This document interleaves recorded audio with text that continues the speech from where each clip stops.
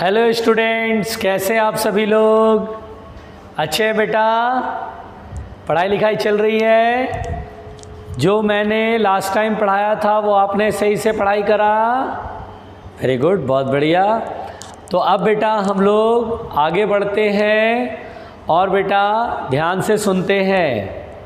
और क्या सुनते हैं? ध्यान से। Very good.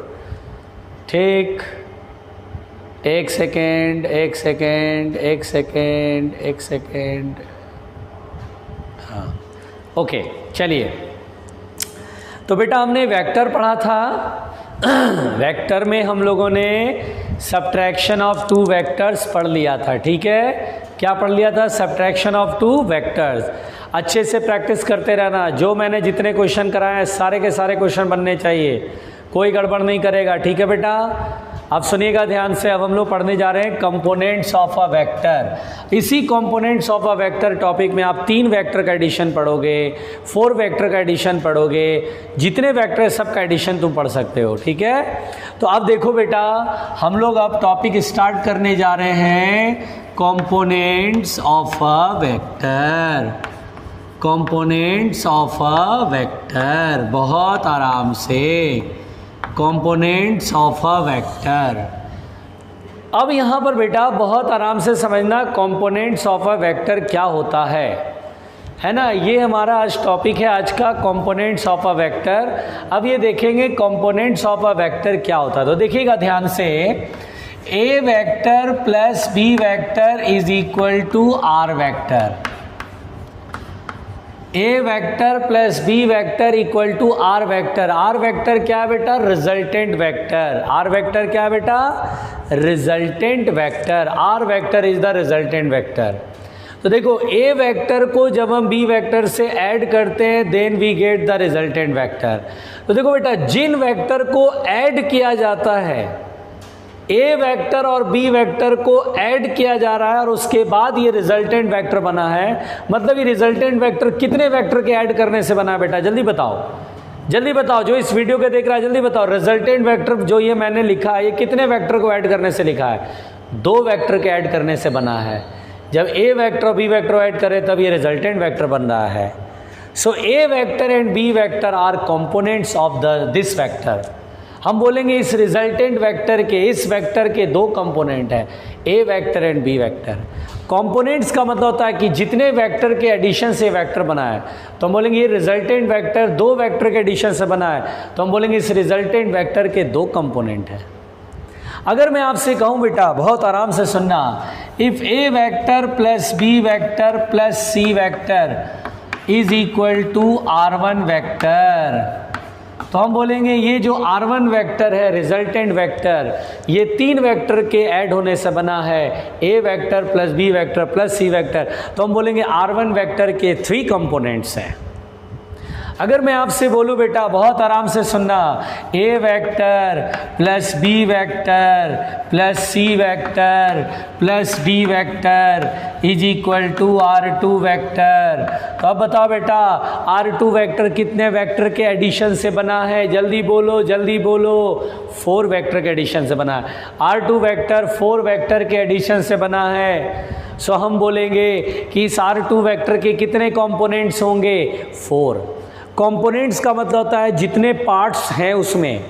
जैसे R2 वेक्टर में 4 पार्ट्स जब ऐड करा गया तो R2 वेक्टर बना, तो इन 4 वेक्टर्स यानी 4 पार्ट्स को 4 कंपोनेंट्स बोलेंगे, है ना? कंपोनेंट्स का मतलब होता है कि कोई भी चीज़ बनी है तो वो कौन कौन चीज़ों से ऐड होके बनी है ना? जैसे कि कोई भी ह्यूमन बॉडी बना है तो 2 टांग है, 2 पैर है, मुंह है ना, आँख है, नाक है। तो these are the components and the resultant the human being.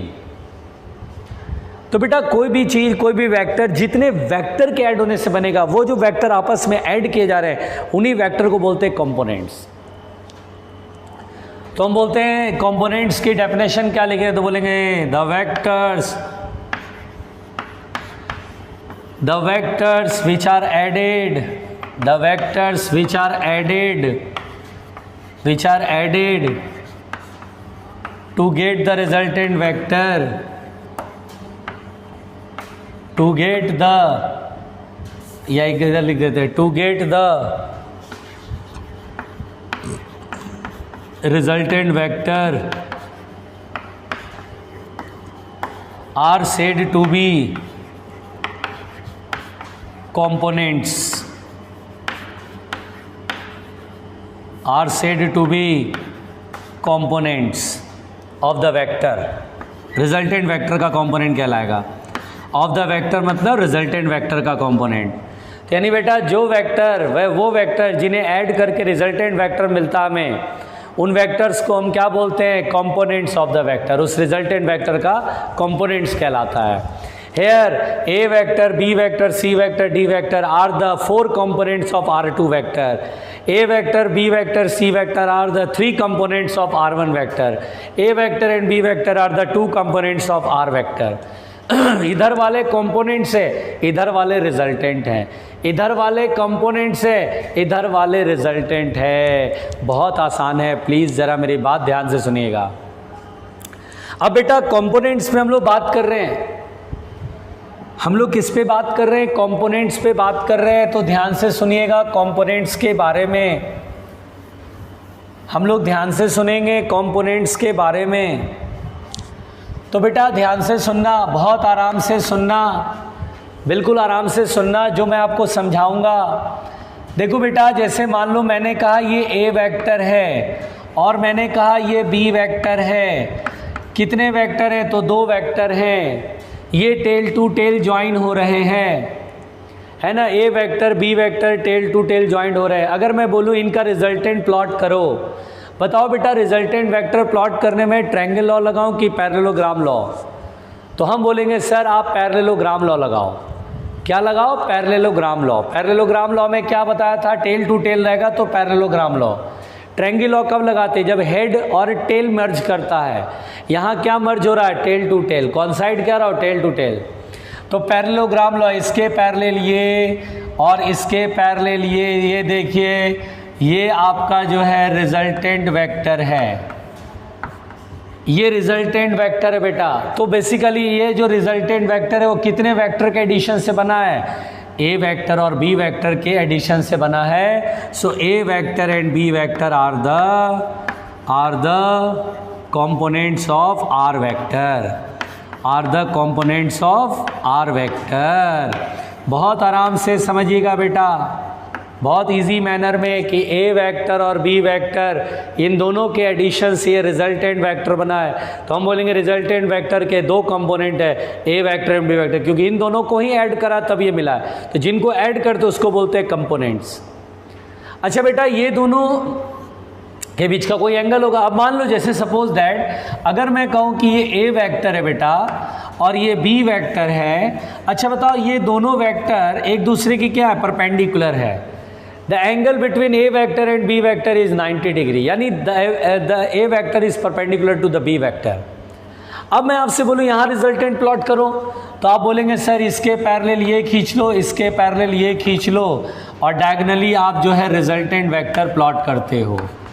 अब यहाँ पर बेटा हम बोलेंगे इस रिजल्टेंट वेक्टर के अगेन 2 कंपोनेंट्स है. जैसे यहाँ रिजल्टेंट वेक्टर वैसे यहाँ रिजल्टेंट वेक्टर है. इस रिजल्टेंट वेक्टर को कितने वेक्टर के एडिशन से बनाया गया है? तो 2 वेक्टर को ऐड करके ये बनाया है resultant. So A vector and B vector are the component. जैसे यहाँ वैसे यहाँ. बट यहाँ पर बेटा एक खासियत है, जरा ध्यान दीजिएगा. ये जो दोनों कंपोनेंट्स हैं, that is a vector and B vector, इन्हें कंपोनेंट्स ही तो बोलेंगे, इन्हें ऐड करके ही तो रिजल्टेंट बनाया है. तो ये जो दोनों कंपोनेंट्स हैं वो एक कंपोनेंट एक दूसरे के परपेंडिकुलर हैं. तो when the components are perpendicular to each other, when the components are perpendicular to each other, then the components are called orthogonal component. क्या यहाँ ये दोनों component perpendicular हैं? नहीं. तो क्या इन components को orthogonal बोलेंगे? नहीं. लेकिन यहाँ ये दोनों perpendicular है? Yes. तो क्या इन दोनों को orthogonal components बोलेंगे? Yes. तो देखिए बेटा, when the components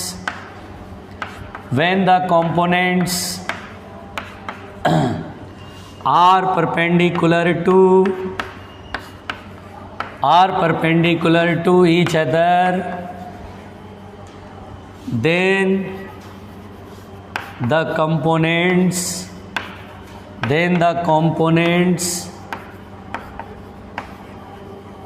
are called orthogonal components or rectangular components। तो भैया बात एकदम साफ साफ है, बात एकदम साफ साफ है कि जब दोनों कंपोनेंट एक दूसरे के परपेंडिकुलर होते हैं बेटा तो उन्हें बोलते हैं ऑर्थोगोनल कंपोनेंट या रेक्टेंगुलर कंपोनेंट। तो बेटा बहुत साफ साफ बात है कंपोनेंट्स के बारे में, जो मैं आपको इन्फॉर्मेशन दे रहा हूँ, जो मैं आपको नॉलेज दे रहा हूँ, वो आपको बिल्कुल रिवाइज करना होगा, लिख करके प्रॉपर रिवीजन करना पड़ेगा नोट्स में, फिर रफ वर्क आपको इस पर पूरा करना होगा, तब जा कर के आपको ये चीज़ें याद रहेंगी। केवल वीडियो देख लेने से काम नहीं बनेगा, ये मैंने कितनी बार आप लोग को समझाया है ना। तो बेटा यहाँ पर बहुत ध्यान से सुनिएगा, जब दोनों कंपोनेंट्स परपेंडिकुलर नहीं होंगे तो हम इन्हें सिंपली कंपोनेंट्स ही बोलेंगे। But when components are perpendicular to each other, जब ये कंपोनेंट्स एक दूसरे के परपेंडिकुलर होंगे तो इन्हें ऑर्थोगोनल कंपोनेंट्स या फिर रेक्टेंगुलर कंपोनेंट्स भी कहते हैं। इन्हें ऑर्थोगोनल कंपोनेंट, ध्यान देने की बात है, ऑर्थोगोनल कंपोनेंट या फिर रेक्टेंगुलर कंपोनेंट्स कहते हैं। तो कोई भी बच्चा नहीं बोलेगा when components are mutually perpendicular to each other then the components are known as orthogonal components और रेक्टेंगुलर कंपोनेंट्स। क्या आप मेरी बात सुन पाते हैं? क्या मैं आपको क्लियर वॉइस में पढ़ाता हूँ? क्या मेरा लैंग्वेज आपको क्लियर होता है? अगर क्लियर होता है तो आप मुझे व्हाट्सएप पे रिप्लाई करो कि सर आपकी आवाज़ क्लियर आ रही है, क्योंकि बेटा मैं एक्सपेक्ट करता हूँ आपसे कि मैं आपको जब समझा रहा हूँ ठीक से क्लियर वॉइस में समझा रहा हूँ तो आपकी physics day by day improve करनी चाहिए। डे बाय डे आप फिज़िक्स को और अच्छा फील करें और इंटरेस्ट क्रिएट हो आपका। अगर आपका इंटरेस्ट क्रिएट हो रहा है, अगर आपको अच्छा फील हो रहा है फिजिक्स के अंदर, तो मुझे व्हाट्सएप पे रिप्लाई करिए। व्हाट्सएप पे आप ये लिखेंगे सर मुझे अच्छे सुनाई दे रहा है, अच्छे से सुनाई दे रहा है और मुझे अच्छा फील हो रहा है। और अगर अच्छा फील नहीं हो रहा तो वो भी मैसेज करेंगे कि सर मुझे अच्छा फील नहीं हो रहा फिजिक्स के अंदर। यानी आपको अगर अच्छा फील हो रहा है तो भी मैसेज करेंगे और अच्छा फील नहीं हो रहा है तो भी मैसेज करेंगे। अच्छा फील नहीं हो रहा है तो हम आपका सलूशन करेंगे कि आखिर क्या प्रॉब्लम है। भाई मुझे भी तो, मैं भी तो टीचर हूँ, इतना तो हक आप पे बनता है बेटा। आप स्टूडेंट है, मुझे टीचर को पता होना चाहिए कि मेरा कौन सा स्टूडेंट वो क्लियर नहीं हो पा रहा है, मेरे कौन से स्टूडेंट को जो सब्जेक्ट में पढ़ा रहा हूँ वो समझ नहीं आ रहा है। एक टीचर को पता होना चाहिए कि उसका कौन सा स्टूडेंट उसकी बात को समझ नहीं पा रहे हैं, सब्जेक्ट नहीं समझ पा रहे हैं। इसलिए मैं आपसे बोल रहा हूँ कि आज सभी लोग मैसेज करेंगे, सुनाई दे रहा है क्या, वॉइस क्लियर है? अगर वॉइस क्लियर है तो आप लिखेंगे वॉइस क्लियर है सर, लैंग्वेज बहुत अच्छा समझ में आ रहा है और फिजिक्स में अच्छा समझ में आ रहा है, फील अच्छा हो रहा है। जिनको नहीं आ रहा समझ में वो भी बोलेंगे सर वॉइस समझ में नहीं आ रही है, लैंग्वेज आपकी समझ नहीं आ रही है, या फिर फिजिक्स में अच्छा फील नहीं हो रहा है। बेधड़क बिना डरे बेटा मैसेज करोगे, मुझ तक बात पहुंचेगी, मैं आपका सपोर्ट करूंगा, आपसे बात करूंगा फ़ोन पे कि आपको क्या प्रॉब्लम है बताओ मुझे। तो बेसिकली आपके साथ मैं कनेक्ट होना चाहता हूं बेटा, आपकी प्रॉब्लम्स को सुनना चाहता हूं और उसका सलूशन निकालना चाहता हूं। फिजिक्स में आपको अच्छा फील करना है ना। तो खैर आइए, यहां तक समझ में आया। अब सुनना बेटा, फैक्ट सुनो और सुनो, बिल्कुल ध्यान से सुनना, बिल्कुल ध्यान से सुनना। Very good, very good. अब बेटा एक बात समझो, जानते हो किसी वेक्टर के orthogonal components, that is rectangular components. तो देखो बेटा किसी वेक्टर के ऑर्थोगोनल कंपोनेंट मैक्सिमम 3 हो सकते हैं, है ना। किसी वेक्टर के, अगर मैंने बोला क्वेश्चन बहुत सिंपल है, जैसे हम एक क्वेश्चन पूछते हैं कि अगर मैं एक क्वेश्चन पूछूं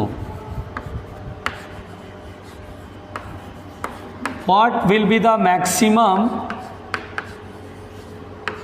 number of components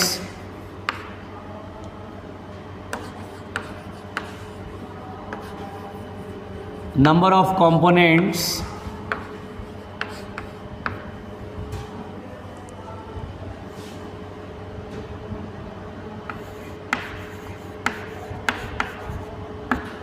a vector may have.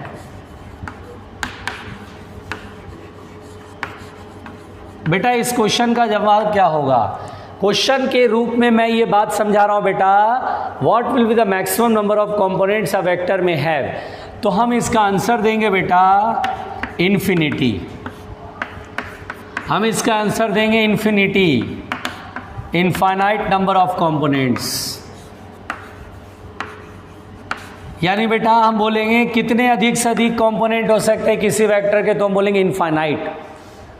भाई किसी वेक्टर, एक वेक्टर कितने वेक्टर के एडिशन से बनेगा, तो हम बोलेंगे कुछ भी बन सकता है, 2 से भी बन सकता है, 3 से बन सकता है, 100 से बन सकता है, 1000 से, लाख, करोड़, अरबों, खरबों, सबसे बन सकता है। किसी वेक्टर के कितने कंपोनेंट हो सकते थे? इनफाइनाइट कंपोनेंट हो सकते हैं भाई। इसलिए आपसे पूछा गया है कि किसी वेक्टर के कितने कंपोनेंट हो सकते हैं, तो हम क्या बोलेंगे? हम बोलेंगे इनफाइनाइट नंबर ऑफ कंपोनेंट्स। लेकिन अगर आपसे क्वेश्चन पूछा जाए बेटा what will be the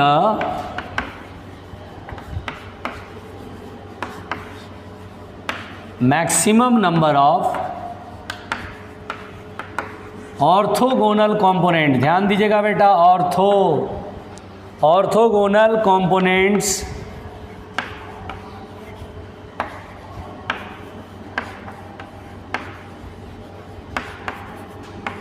a vector may have।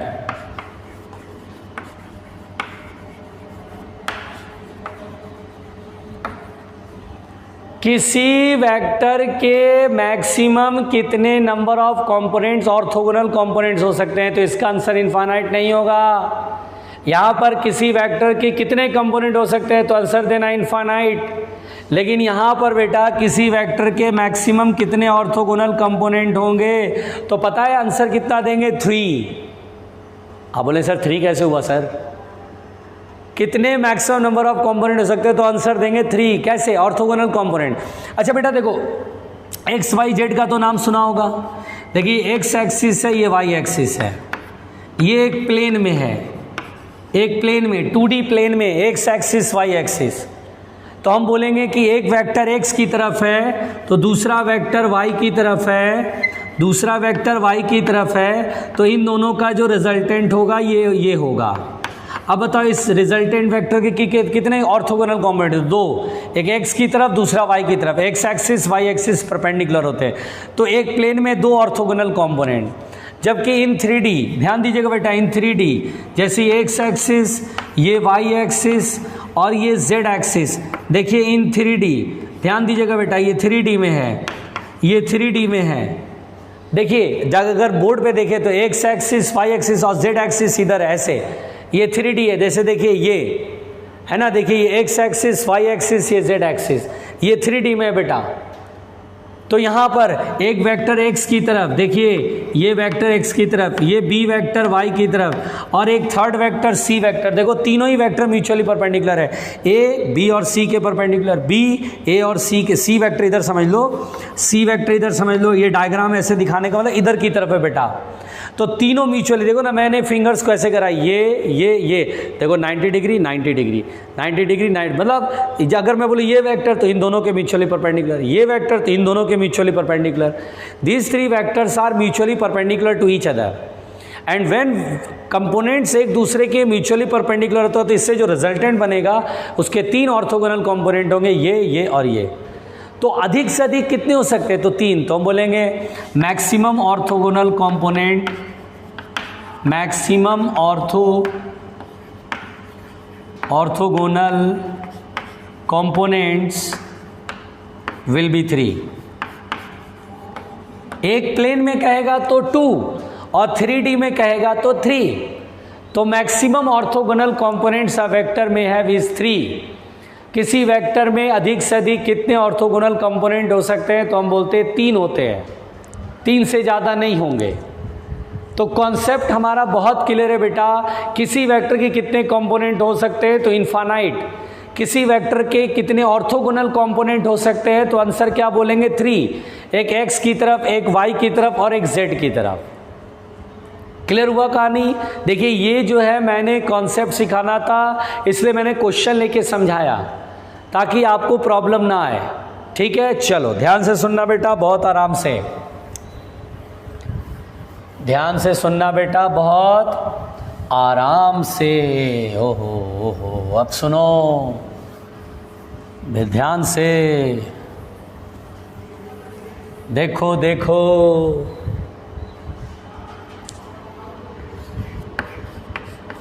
Orthogonal components, orthogonal components of a vector in 2D, of a vector in 2D यानी कि प्लेन में। Orthogonal components of a vector in 2D यानी 2D मतलब plane में। किसी plane में, एक plane में ऑर्थोगोनल कंपोनेंट, वेक्टर का ऑर्थोगोनल कंपोनेंट। बहुत आराम से सुनना बेटा, समझदारी के साथ समझना। देखो एक प्लेन में, तो एक प्लेन में जब भी बोलता बेटा, जब भी आपको 2D दिखाई दे, मेरे बातों को सुनना ध्यान से, मेरी बातों को समझना ध्यान से। जब भी आपको बोलता है 2D, तो 2D मतलब होता है 2 डायमेंशनल। 2D मतलब क्या होता है? 2 डायमेंशनल। 2 डायमेंशनल मतलब प्लेन। ये प्लेन है ना बेटा, इसको बोलते हैं 2D। और जब भी 2D बोले तो समझ जाना कि दो ही एक्सिस होगा, एक्स और वाई एक्सिस। तो यहां पर बेटा ये जो है मैंने माना कि this is x axis and this is y axis. Please बिल्कुल ध्यान से सुनना। अब बेटा यहां पर हम बोलेंगे एक वेक्टर एक्स एक्सिस की तरफ है, एक वेक्टर वाई एक्सिस की तरफ है, दोनों का रिजल्टेंट, तो दोनों का रिजल्टेंट बेटा बड़े प्यार से दोनों का रिजल्टेंट ऐसे पैरेललोग्राम लॉ से ऐसे बनाएंगे। अब यहां पर बेटा रिजल्टेंट वेक्टर ए वेक्टर से मैंने माना कि रिप्रेजेंट करा, the resultant vector that is a vector है, और मान लीजिए एक्स के साथ थीटा एंगल बना रहा है। तो अब बेटा मुझे रिजल्टेंट मालूम, मतलब रिजल्टेंट दिया गया, रिजल्टेंट इज गिवन, डायरेक्शन भी गिवन, मैग्नीट्यूड भी given, and we have to solve these 2 components. यानी देखो बेटा पहले उल्टा होता था, मतलब जो पहले होता था अब उल्टा हो रहा है। पहले क्या होता था? दोनों वेक्टर गिवन होता था। अगर मैं तुमसे बोलूँ ये बेटा 3 न्यूटन है, ये 4 न्यूटन है, परपेंडिकुलरली है, रिजल्टेंट बताओ, तो आप क्या करते थे? सर ये ऐसे देखो, ये रिजल्टेंट ऐसे होगा, रिजल्टेंट का मैग्नीट्यूड 4 का स्क्वायर 16, 3 का स्क्वायर 9, आगे cos 90 डिग्री 0, 16 + 9 25 का रूट 5 न्यूटन। एंगल तो सर मान लीजिए अल्फा एंगल बना रहा है तो tan alpha is equal to, sir इसके साथ एंगल बना रहा है तो ये नीचे ये ऊपर 4/3 tan alpha 4/3 that is 53 degree. तो कुल मिला के बेटा जब ये दोनों कंपोनेंट हमें मालूम होते थे तो हम रिजल्टेंट निकालते थे, डायरेक्शन निकालते थे। अब की बार जस्ट उल्टा हो रहा है, resultant is given, late us suppose the magnitude of the resultant is a, इस वेक्टर का मैग्नीट्यूड है और ये वेक्टर 2 वेक्टर के एडिशन से बना, ये और ये। हमें ये दोनों कंपोनेंट फाइंड करने, और ये दोनों ऑर्थोगोनल कंपोनेंट है, point to be the noted कि ये दोनों ऑर्थोगोनल कंपोनेंट है। अभी दोनों कंपोनेंट की वैल्यू बतानी, यानी यहाँ देखिए कंपोनेंट्स मालूम थे, रिजल्टेंट फाइंड करना था, यहाँ रिजल्टेंट मालूम है, एंगल डायरेक्शन भी फाइंड है, दोनों कंपोनेंट्स की वैल्यू फाइंड करनी है। आ रही बात समझ में? थोड़ा सा क्लियर करो दिमाग में, थोड़ा सा जो मैं बोल रहा हूँ उस बात को, गहराई को समझो, डेप्थ को समझो कि मैं क्या बोल रहा हूँ। चीज़ों को समझना बहुत ज़रूरी है। अब बेटा यहाँ पर बहुत ध्यान से सुनना, यहाँ पर बेटा बहुत ध्यान से सुनना, ईमानदारी से समझना। यहाँ पर बेटा suppose that this is x axis, तो ये एक्स कंपोनेंट कहलाएगा। इस कंपोनेंट को हम क्या बोले बेटा? एक्स कंपोनेंट, क्योंकि रिजल्टेंट को आर वेक्टर से नहीं ए वेक्टर से लिख रहे, तो इसे ए वेक्टर तो लिखेंगे नहीं। हाँ ऐसा बोलेंगे एक्स की तरफ है तो this is called x component, ये वाई की तरफ है तो this is called y component. अब एक्स की तरफ है तो इसे हम बोलेंगे ए एक्स, ये वाई की तरफ है तो इसे बोलेंगे ए वाई। एक्स मतलब एक्स कंपोनेंट, ए वाई मतलब वाई कंपोनेंट। अब बेटा हमें ए मालूम है, एक्स कंपोनेंट फाइंड करना, वाई कंपोनेंट फाइंड करना है। चलिए ये ओ ले लेते हैं, ये ए ले लेते हैं, ये बी ले लेते हैं। तो देखिए right angle triangle o a b, in triangle a b o, इस ट्रायंगल को देखना बेटा, इस राइट एंगल ट्रायंगल को ध्यान दीजिए, ये राइट एंगल ट्रायंगल है बेटा। थीटा के सामने वाला साइड परपेंडिकुलर और ये वाला साइड बेस और ये वाला साइड हाइपोटेनियस। देखिए ये वाला बेस हमें फाइंड करना बेटा, तो कॉस लगाएंगे क्योंकि हाइपोटेनियस इज गिवन। हाइपोटेनियस मतलब यहाँ से यहाँ तक length, that is magnitude given, theta is also given and x हमें फाइंड करना है। तो cos theta is equal to base upon hypotenuse, base is a x and hypotenuse is a. So the x component की value देखो कितना आया, ए cos theta. कितने प्यार से लिखा बेटा, देखो एक्स कंपोनेंट सॉल्व होके आ गया।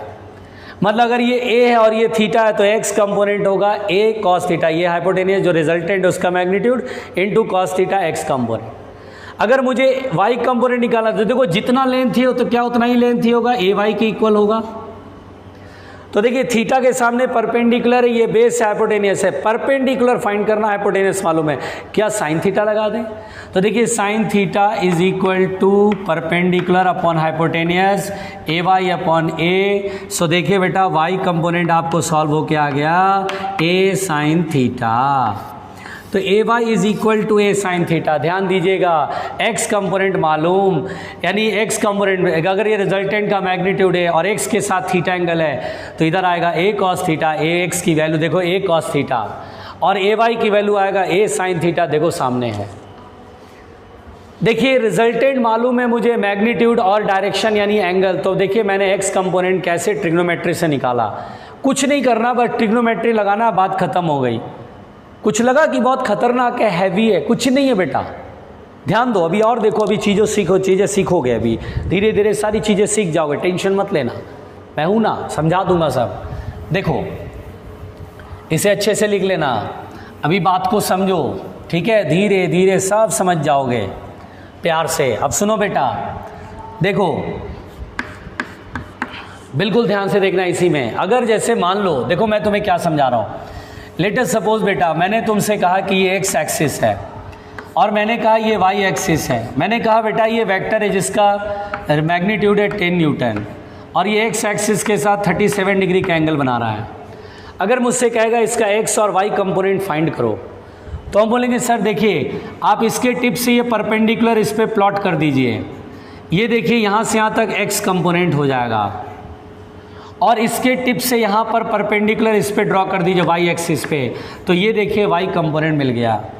अगर मुझे एक्स कंपोनेंट और वाई कंपोनेंट सॉल्व करना है, एक्स की तरफ एक्स कंपोनेंट, वाई की तरफ y component, x component solve करना बेटा, तो देखिए हाइपोटेनियस की तरह 10 न्यूटन है और एंगल कितना बना रहा है 37, इस जिसके साथ एंगल बनाएगा उसके साथ कॉस लगाना बेटा।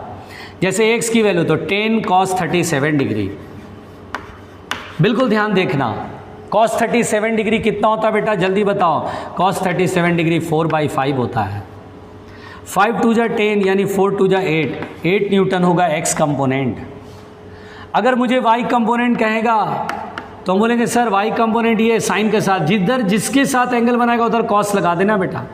यहाँ एक्स के साथ एंगल था इसलिए कॉस लगा, तो वाई के साथ साइन होगा 10 sin 37 degree and sine 37 degree is 3/5, 10 into 3/5, 5 2 जा 10, 3 2 जा 6 यानी कि बेटा 6 न्यूटन आएगा वाई कंपोनेंट।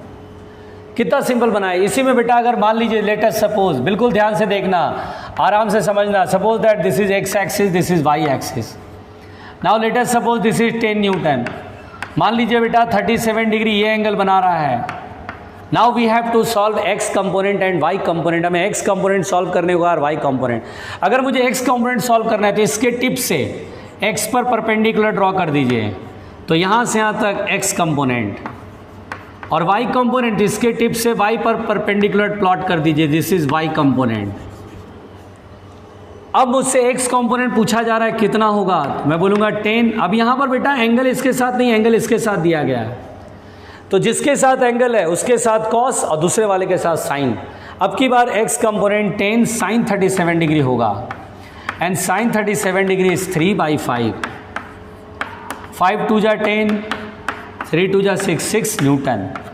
और बेटा वाई कंपोनेंट, तो देखिए अब की बार वाई के साथ एंगल है 37, तो जिसके साथ एंगल हो उसी के साथ कॉस लगाइए, तो हम यहाँ बोलेंगे 10 cos 37 degree and cos 37 degree is 4/5। देखिए सब याद करना पड़ेगा, सब बताया हुआ मैंने, तो 4 2 जा 8 न्यूटन देखिए कितना सिंपल कहानी है, मतलब सिंपल कहानी है। देखिए यही चीज़ मुझे सिखाना था, कंपोनेंट्स तोड़ने आना चाहिए, कंपोनेंट फाइंड करने आना चाहिए, है ना। देखिए हमें ऑर्थोगोनल कंपोनेंट्स की जरूरत पड़ती है। ऑर्थोगोनल कंपोनेंट्स के साथ डील कैसे करते हैं, देखिए ये क्या फंडा क्या है, जिसके साथ एंगल लगा उधर कॉस लगाना। इसके साथ एंगल है तो ये वाला कंपोनेंट कॉस के साथ आएगा, ये वाला साइन के साथ, ये वाला कॉस के साथ, यहाँ पर एंगल इसके साथ, ये कॉस के साथ, ये साइन के साथ। सिंपल कहानी है। और देखो देखो मैं तुम्हें दिखाता हूँ, टेंशन मत लेना बेटा, मैं यही हूँ, बिल्कुल आराम से सुनते रहना, प्यार से सुनना भाई, प्यार से सुनना भाई। जैसे मान लो बेटा मैंने आपसे कहा लेट अस सपोज ये एक्स एक्सिस है, ये वाई एक्सिस है। अगर मैंने बोला ये 100 न्यूटन है, अब मेरे से बोला कि ये 120 डिग्री का एंगल बना रहा है, ठीक है। अब मेरे से कहा find x and y component, find x and y component, x और वाई कंपोनेंट सॉल्व करें। अब बेटा इसका एक्स और वाई कंपोनेंट सॉल्व करना है तो अपन जानते हो क्या बोलेंगे, हम बोलेंगे सर सबसे पहली बात देखो, सबसे पहले ये वेक्टर यहाँ पर है सर, तो इस वेक्टर से टिप से इसके एक्स एक्सिस पर परपेंडिकुलर ड्रॉ करेंगे, तो this is the x component, और इसके टिप से यहाँ परपेंडिकुलर ड्रॉ करेंगे, this is the y component. हम बोलेंगे सर जो एक्स कंपोनेंट है वो नेगेटिव एक्स की तरफ है, देखिए नेगेटिव एक्स की तरफ है, और वाई कंपोनेंट पॉजिटिव वाई की तरफ है। इधर पॉजिटिव एक्स एक्सिस तो इधर नेगेटिव एक्स एक्सिस होता है, इधर पॉजिटिव वाई एक्सिस। अब ये कंपोनेंट या ये कंपोनेंट की वैल्यू तभी बता पाएंगे जब ये वेक्टर किसी एक के साथ, किसी एक कंपोनेंट के साथ एंगल फाइंड हो, या तो ये एंगल फाइंड हो या ये एंगल फाइंड हो, किसी एक एंगल को पता होना ज़रूरी है। तो ये देखिए बेटा आप ये एंगल फाइंड कर सकते हो, 180 डिग्री पूरा एंगल होता है, 180 में से 120 जाएगा, कितना बचेगा 60। तो बेटा देखिए 60, बस हो गया काम। बस हमें किसी एक कंपोनेंट के साथ एंगल चाहिए था, या तो ये एंगल निकाल लो, वाई कंपोनेंट के साथ एंगल आ जाएगा, या एक्स के साथ एंगल, बस एंगल कोई एक एंगल पता चल जाए, बात खत्म हो गया। फिर देखिए ये एंगल, तो जिधर एंगल पता है उधर कॉस लगाएंगे, दैट इज एक्स कंपोनेंट ये, वाई कंपोनेंट ये। देखिए सिंपली एक्स कंपोनेंट, तो देखिए एक्स कंपोनेंट लिखेंगे ये है 100 और एक्स के साथ एंगल है तो कॉस लगा देंगे, कॉस 60 डिग्री। देखिए यही चीज़ हमें याद रखना है, यही चीज़ याद रखना है, यही मैं बार बार स्ट्रेस दे रहा हूँ इस पर, कि इस बात पे फोकस करा रहा हूँ आपको कि आप इस बात को ध्यान दीजिए, जिधर एंगल होगा उधर कॉस लगा देना है। तो 100 cos 60 degree 1/2 that is 50 Newton, 50 Newton. कहीं कहीं पर अगर बेटा एक्स वेक्टर लिख दे, ऐसे वेक्टर लिख दे तो -50 न्यूटन लिखते हैं। नेगेटिव साइन सोच दैट कि एक्स नेगेटिव एक्स की तरफ ये कंपोनेंट है। मैग्नीट्यूड बोलेगा तो 50 न्यूटन, डायरेक्शन बोलेगा तो नेगेटिव एक्स एक्सिस। तो कभी अगर ऐसे लिख देगा बेटा तो टेंशन नहीं लेने का भाई, ठीक है। वाई कंपोनेंट देखो, वाई कंपोनेंट देखो इसके साथ एंगल आया कॉस, तो ये साइन में आएगा, तो A Y is equal to 100 sin 60, 100 sin 60 and sin 60 is √3/2। तो यहाँ आ जाएगा बेटा 100 इंटू √3/2 और 100/2 कितना 50 √3 न्यूटन। मतलब कहानी बहुत ही सिंपल तरीके से चल रही है कि ये वेक्टर है तो इसके दोनों कंपोनेंट हमने फाइंड कर लिए हैं। अगर -50 लिख देगा बेटा तो डरने की ज़रूरत नहीं है, बिल्कुल ज़रूरत नहीं है। एक ही बात है, माइनस का मतलब होता है नेगेटिव एक्स की तरफ, ठीक है। बिल्कुल परेशान मत होना, बिल्कुल परेशान मत होना। मैं नेगेटिव एक्स एक्सिस को आई कैप भी लिखते बेटा, माइनस आई कैप भी लिख सकते हैं। तो देखिए बेसिकली नेगेटिव एक्स है तो माइनस आई कैप, पॉजिटिव है तो प्लस के साथ लिखते हैं। ये सवाल मेरे ख्याल से समझ में आ गया होगा, ये सिचुएशन तो पहले समझ में आ गया होगा बेटा, है ना। सिंपल कहानी। और देखो देखो देखो तुम्हारे को अच्छी अच्छी बातें बताऊंगा बेटा, बहुत अच्छी अच्छी बातें बताऊंगा, ध्यान से समझो बिल्कुल, है ना। घबराने की ज़रूरत नहीं है, बिल्कुल ध्यान से देखो। अब देखो बेटा बेसिकली आप ध्यान सुन रहे हो ना, सुन रहे हो ना, मेरी बात समझ में आ रही है ना। हाँ, वेक्टर को सही से पढ़ना बहुत ज़रूरी है बेटा, अगर सही से पढ़ोगे तभी तो तुम न्यूमेरिकल एक्सपर्ट बन पाओगे। अब सुनो ध्यान से, जो मैं आपको समझा रहा हूँ point to the point clear हो जाएगा। देखो बेटा this is x axis and this is y axis.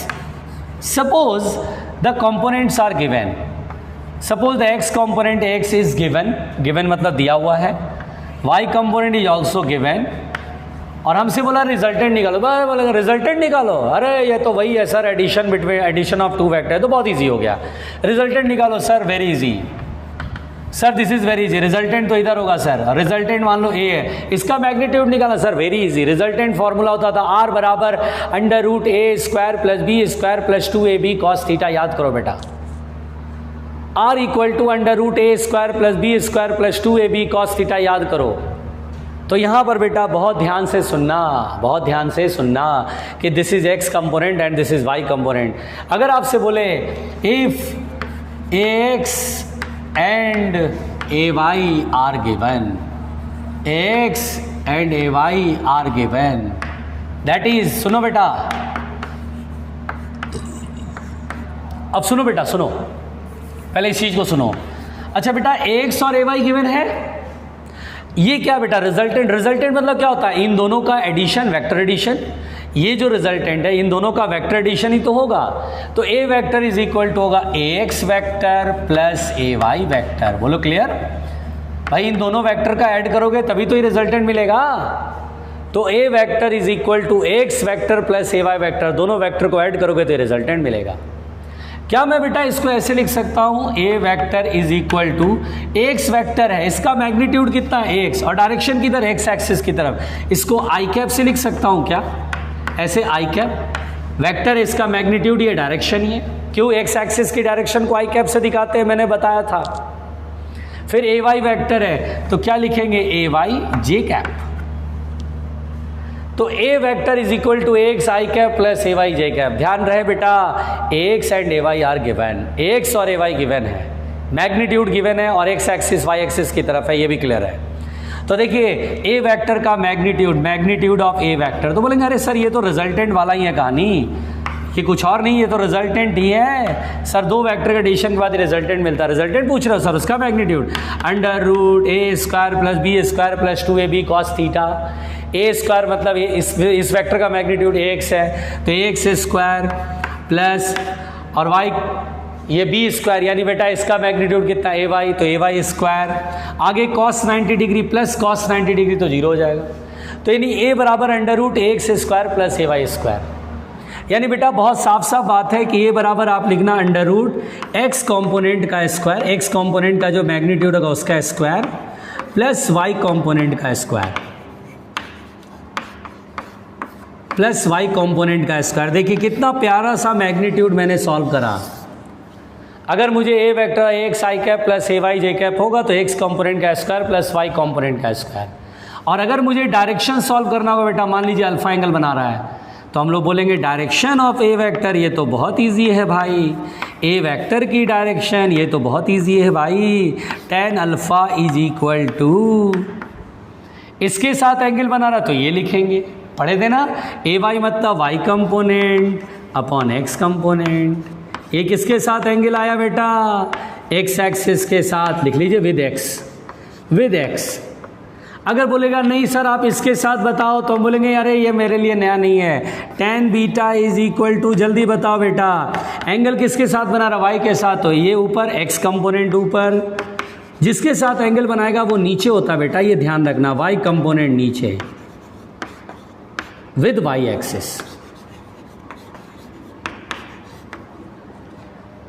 तो समझ में आई बात, आज की थ्योरी समझ में आई बेटा। आज मैंने ये थ्योरी करा दिया है, कल जमकर सवाल करेंगे, भयंकर सवाल करेंगे, आप बहुत अच्छे से समझ जाएंगे, थ्योरी पूरी क्लियर हो जाएगी।